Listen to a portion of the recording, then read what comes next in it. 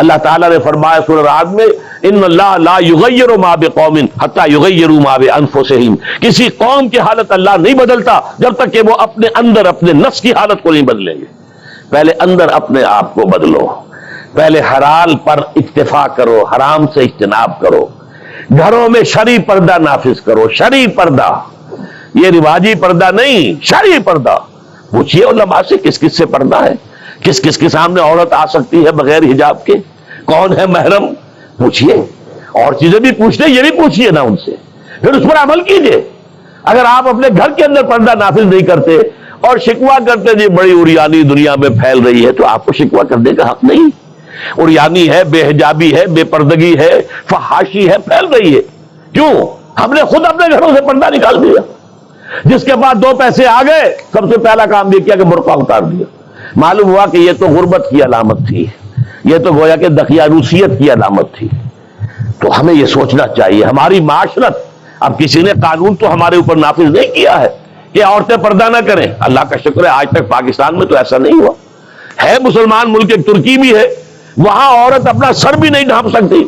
آپ کو اپنے اخبار میں آپ نے پڑھا ہوگا، ایک ممبر آف پارلیمنٹ ان کی آ گئی تھی کہ جس نے صرف سر ڈھانپا ہوا تھا، سکارف رکھا ہوا تھا سر پر، اس جرم کی پاداش میں اس کی وہ اسمبلی کی ممبرشپ بھی گئی اور ترکی کی سٹیزن شپ بھی گئی۔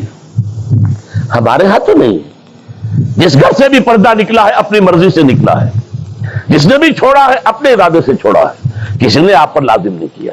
تو پہلا کام دیکھیے اصلاح معاشرہ کا، پہلے اپنے آپ کو بدلو، اپنے آپ کو ٹھیک کرو، اپنے کردار کو، اور دونوں اعتبارات سے اپنی معاش اور معاشرت، معاش آپ کی جو بھی کمائی ہے جس پر آپ کا گزارا ہے اس میں کوئی حرام کی آمیزش نہ ہو، معاشرت جو رہن سہن ہے، باقی ظاہر بات ہے چور کا ہاتھ تو آپ نہیں کاٹ سکتے، وہ تو جب تک قانون نہ بنے اور وہ نظام نہ بدلے، زانی کو آپ سنسار نہیں کر سکتے جب تک کہ شریعت کا قانون جو ہے اس کی بالادستی نہ ہو جائے، وہ آپ نہیں کر سکتے، سود آپ ختم نہیں کر سکتے جب تک کہ وہ نظام حکومت ختم نہ کرے، ورنہ تو ہر ایک جو ہے پورے ہمارے نظام کا جو ہے تانا بانا سود پر ہے۔ لیکن خود تو اپنے آپ کو بچا سکتے ہو، ڈائریکٹ انوالومنٹ تو نہ ہو سود میں، خود تو سود پر قرض نہ لو، خود تو اپنی بچت وہاں رکھ کر اس پر سود نہ کھاؤ، اور فکس ڈپازٹ رکھ کر جو ہے سود نہ کھاؤ۔ کم سے کم ان دونوں اعتبارات سے جب تک کہ ہم اپنے آپ کو، تقویٰ تو بہت اونچی چیز ہے، اور تقویٰ بھی وہ جتنا کہ اللہ کے تقویٰ کا حق ہے، تو بہت اونچی بات ہے، کم سے کم جو صریح حرام ہے اس سے تو بچے۔ تو پہلی منزل یہ، بلکہ میرے اب آج کی ترتیب میں دوسری منزل ہوئی۔ پہلی منزل کیا تھی؟ یقین والا ایمان حاصل کرو، یقین پیدا کرے ناداں، یقین سے ہاتھ آتی ہے وہ درویشی کہ جس کے سامنے جھکتی ہے فقوری۔ ایسے ایسے درویش گزرے ہیں۔ اب یہ خواجہ نظام الدین اولیاء رحمۃ اللہ علیہ دلی میں ایک تخت ہوتا تھا بادشاہ کا، ایک تخت ہوتا تھا ان کا روحانی تاجدار، وہ کون تھے؟ نظام الدین اولیاء رحمۃ اللہ علیہ۔ 6 بادشاہ ان کے زمانے میں بیٹھے تخت دہلی پر، کسی کے پاس حاضری نہیں دی، درویش نہیں جایا کرتے عمرا کے گھروں میں۔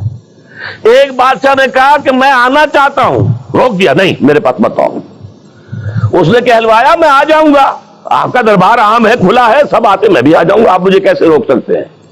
جواباً کہلوایا کہ اگر بادشاہ ایک دروازے سے داخل ہوا تو درویش دوسرے دروازے سے نکل جائے گا۔ جھک رہا ہے کہ نہیں بادشاہ؟ جب آیا تھا بابر یہاں پر حکومت وہ جنگ کرنے کے لیے، پانی پت کی پہلی جنگ ہونے والی تھی سن 1526 میں، پتہ نہیں یہ تاریخ بھی اب لوگوں کو معلوم ہے کہ نہیں، تو وہاں کون تھا؟ ابراہیم لودھی بادشاہ تھا دہلی کا۔ وہ آیا ہے شیخ عبد القدوس گنگوہی رحمت اللہ علیہ کے پاس کہ حضور حضرت میرے لیے دعا کیجئے، بڑا وقت سخت آ گیا ہے، بابر فوج لے کر آ گیا ہے۔ ان کا دعا نہیں کی، فرمایا ہٹ جاؤ یہاں سے، ہماری دھوپ چھوڑ دو، دعا نہیں کی۔ وہ آیا ہے ہاتھ جوڑ رہا ہے، دعا کی، دعا نہیں کی، اس لیے کہ ظالم حکمران تھا اور بابر نے شکست دی۔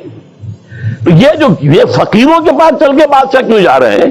اس لیے کہ وہ یقین ہے دل کے اندر، یقین پیدا کرے ناداں، یقین سے ہاتھ آتی ہے وہ درویشی کے جس کے سامنے جھکتی ہے فغفوری۔ بادشاہ جھکتے ہیں جن کے سامنے، وہ کس سے حاصل ہوتی ہے؟ وہ در حقیقت یقین قلبی والی دولت۔ دوسرا کام، اپنے عمل کے اندر، اپنے کردار میں تقوی اختیار کرو جس کا کم سے کم درجہ یہ ہے کہ حرام سے تو اپنے آپ کو بچا لو، اور فرائض کی پابندی کرو۔ نماز فرض ہے، روزہ فرض ہے، اگر آپ کے پاس مال اتنا ہے کہ زکوٰۃ آپ پر عائد ہوتی ہے، زکوٰۃ دینا فرض ہے، اگر استطاعت ہے تو حج کرنا فرض ہے، جو بھی ہے فرائض وہ ادا کرو، فرائض و واجبات ادا کرو، حرام سے اپنے آپ کو روک لو۔ یہ دو کام نہیں کرتے تو اگلی آیت کی طرف بڑھنے کا فائدہ ہی نہیں، پھر یہیں پر بات ختم ہو جائے گی، فل سٹاپ ہو جائے گا۔ لیکن اگر یہ مرحلہ طے کر لیا، خوش نصیب، اس نے اپنی معاش اور اپنی معاشرت کو درست کر دیا شریعت کے مطابق۔ اب اگلا قدم کیا ہوگا؟ وَاعْتَصِمُوا بِحَبْلِ اللَّهِ جَمِيعًا وَلَا تَفَرَّقُوا۔ اب چونکہ تمہیں فرد سے آگے بڑھ کر ایک امت بننا ہے، دنیا میں انقلاب برپا کرنے کے لیے، اللہ کے دین کا بول بالا کرنے کے لیے، اللہ کے دین کو غالب کرنے کے لیے تمہیں تو فوج بننا ہے، خدائی فوجدار بننا ہے، لہذا تمہیں جڑنا ہوگا نا۔ تمہیں جوڑنے والی شے کون سی ہوگی؟ میں نے کہا تھا نا، فصیل کی مضبوطی کا دار و مدار دو چیزوں پر ہے، اینٹیں پکی ہو، افراد جو ہیں ان میں تقوی آ گیا، فرما برداری آ گئی، اینٹ پکی ہو گئی دینی اعتبار سے۔ اب ان کو جوڑنے والی شے کیا ہے؟ فرمایا اور سب مل جل کر اللہ کی رسی کو مضبوطی سے تھام لو اور تفرقوں میں مبتلا نہ ہو۔ وَاعْتَصِمُوا بِحَبْلِ اللَّهِ، حبل اللہ اللہ کی رسی، مل جل کر جمیعاً، وَاعْتَصِمُوا بِحَبْلِ اللَّهِ جَمِيعًا وَلَا تَفَرَّقُوا، تفرقے میں مبتلا نہ ہو۔ تفرقہ ہوگا تمہاری قوت ختم ہو جائے گی۔ Divided you fall, United you stand. اگر تمہیں مضبوط ہو اور مجتمع ہو، بنیاد مرصوص ہو، تو تمہیں کوئی شکست نہیں دے سکتا۔ اگر تمہارے دل پھٹے ہوئے ہو، تمہارے اندر رکھنے ہو، تو تمہارے اندر سے غدار نکل آئیں گے۔ جیسے کہ آپ کو معلوم ہے کہ انگریز جو آیا ہے ہندوستان میں، بنگال میں غداری ہوئی، میر جعفر نے غداری کی، اس لیے بنگال میں پلاسی کی جنگ میں فتح ہوئی لارڈ کلائیو کو۔ دکن میں ہمارا آخری تیر جسے کہا اقبال نے، ترکشے مارا خدنگے آخری، ٹیپو سلطان آخری چٹان تھی ہندوستان کے اندر، اور وہ بھی ایک غدار کی وجہ سے۔ جعفر از بنگال و صادق از دکن، ننگے آدم ننگے دی ننگے وطن، تھے کون؟ مسلمان تھے۔ لیکن یہ کہ اگر آپس میں تفرقہ ہے، آپ کے تفرقے کو دشمن استعمال کرے گا، آپ کو آپس میں ٹکرائے گا، ایک کے مقابلے میں دوسری کی مدد کرے گا، کبھی دوسرے کے مقابلے میں آپ کی مدد کرے گا، تاکہ آپس میں ٹکرا کر ختم ہو جاؤ۔ لہذا اتحاد، اب کیونکہ یہاں پہ اتحاد لکھا ہوا ہے تو اسی حوالے سے سمجھیے کہ وَاعْتَصِمُوا بِحَبْلِ اللَّهِ، جو اتفاق کیسے آئے گا؟ اللہ کی رسی کو مضبوطی سے تھامو۔